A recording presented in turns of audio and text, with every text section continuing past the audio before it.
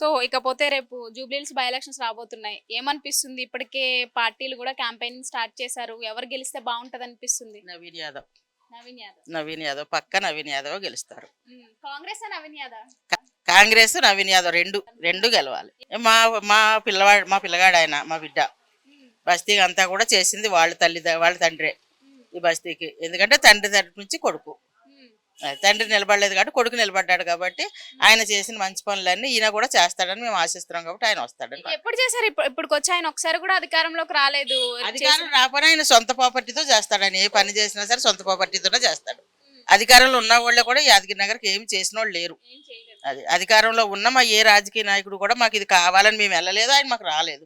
మేము ఏదైనా అధికారం లేకపోయినా ఉన్నా శ్రీశైలం మన దగ్గరికి వెళ్తాం, మాకు ఆయననే చేస్తాడు. ఏం చేస్తాడు ఆయనే చేస్తాడు. ఇక్కడికి వచ్చి మేము 36 సంవత్సరాలు అయింది బస్తీలోకి వచ్చి. మాకు ఆయన తప్ప రెండో రాజకీయ నాయకుడు మాకు తెలియదు. వస్తారు వెళ్తుంటారు, అది వాళ్ళ ఇష్టం. అది ఎన్నో క్యాన్వాసింగ్లు వస్తుంటాయి, వెళ్తుంటారు, నెగ్గుతుంటారు. నెగ్గిన ఎమ్మెల్యే ఎవరో కూడా మా ఆయన దగ్గరికి మేము వెళ్ళలేదు ఇంతవరకు కూడా. రాజకీయంలో మేము వెళ్ళేది మాట శ్రీశైలం మన దగ్గరికి